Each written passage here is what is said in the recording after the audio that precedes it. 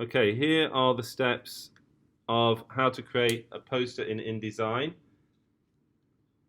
What I'm going to show you is how to change the color, the background color, how to create different layers, how to use the type tool to create a title, and how to use the rectangle frame tool to create a picture frame and also place pictures in that picture frame.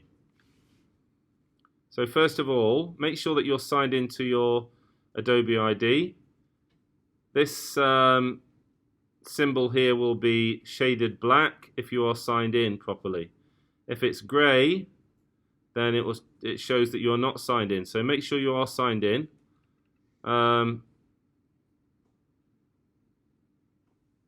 Okay, then you can open up InDesign.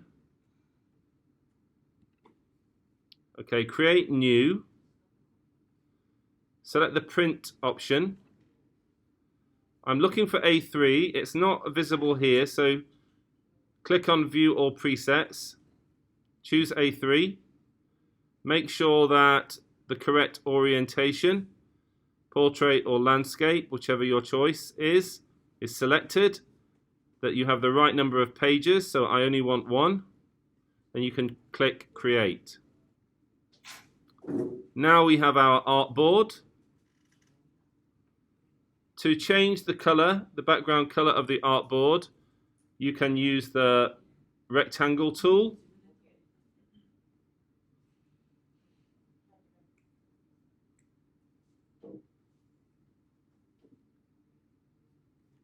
So select the rectangle tool. Actually, what will happen if you make a rectangle shape now, I'll just show you real quick. What you're going to get is a transparent shape. So it's probably a good idea to change the colors first. If we look down at this little icon here, what we have is a transparent fill and a black stroke or outline. If I click on this double-headed arrow symbol, then it will reverse it. So it's a black fill and no outline. Okay, I don't want black though, I want blue. So I'm going to go up here and click on this arrow and it will give me some choices. I'm going to click on this blue. And then I'm going back to this symbol again. I'll double click on it and it's going to give me a color picker, so I can choose different kinds of blues or even going over to green that I want. So I'm going to choose something up here. Okay, then I'll use my rectangle tool, which is selected. I'm just going to zoom out a little bit and I'm going to click on one corner and then drag down to the other. Then you'll see this is now blue. It has a blue layer on top of the background. So I'm going to go to my layers panel and I'm going to just label it blue. Okay, then I'm going to lock that layer. And then I'm going to add something new to the next layer. So I'm adding a layer by clicking the plus symbol. We have a new layer. I will select it and then I want to go to the type tool. So let's say I want to call this poster Singapore. Click the type tool, go over to your artboard. I'll zoom in a little bit and then decide where you want to put your words, your title there, for example, and then type in your words. I'm going to type in Singapore. Obviously it's very, very small here, so I'll select it and I'm going to make it 120. Okay, that did not do the job. I'll do it again. There you go. Okay, if we go over here, we can choose a different font. I'm going to choose this one. Actually, no. Let me have a look at some more options.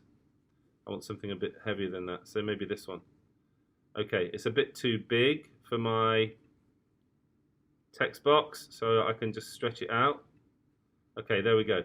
Actually, what I'm going to do, I've decided I'm going to have the word Singapore going along this page, so I'm going to rotate this text box. How do I do that? I just move my selection tool close to the corner, and then the double-headed arrow will appear, and I can just rotate it.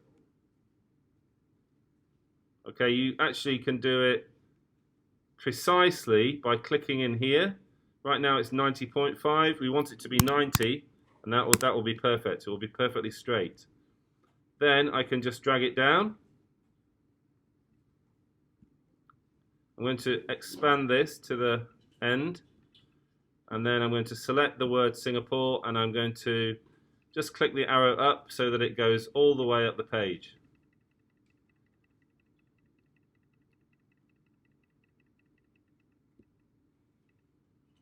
Okay, that was one step too much. There you go.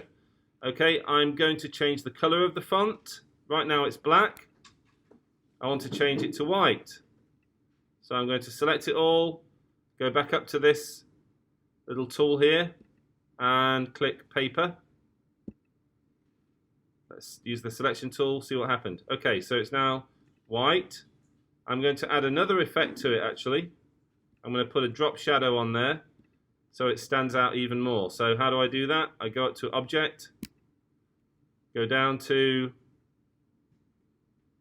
Effects, Drop Shadow. Okay.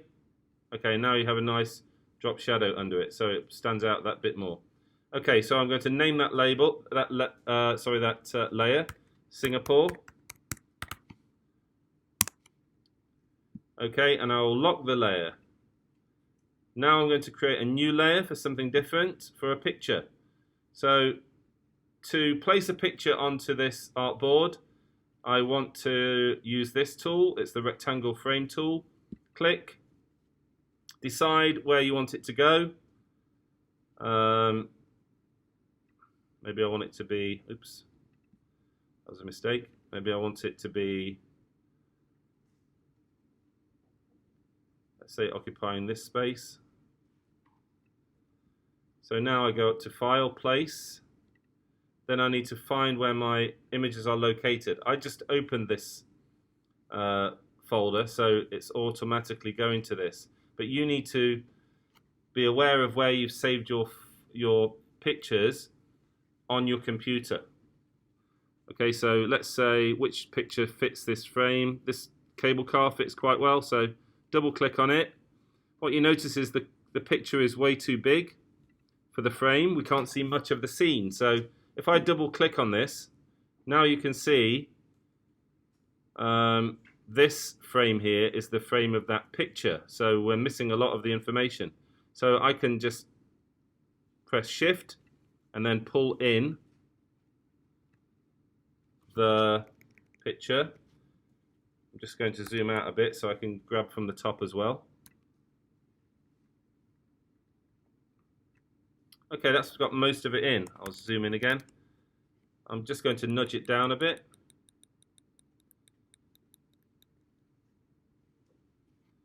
Okay, and I'm going to click off. I'm okay with that for now. So that is how, folks, you will bring a picture into your design using the rectangle frame.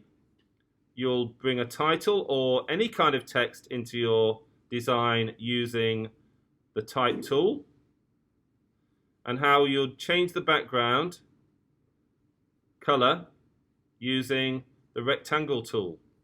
And also, don't forget, layers are super important because it really helps you organize your work and keep everything safe, so that you're not interfering with different elements on your design while you're working on another element, so accidents don't happen. Okay, that's it. So the last step is to save your file. Let me call it SG poster, and I'm saving it on my desktop. If you are saving your work in the community server, you can open up the community server and then you can drag this file into the community server so that you can keep working on it next time. Thanks for watching. Now you can try doing some of these skills yourself.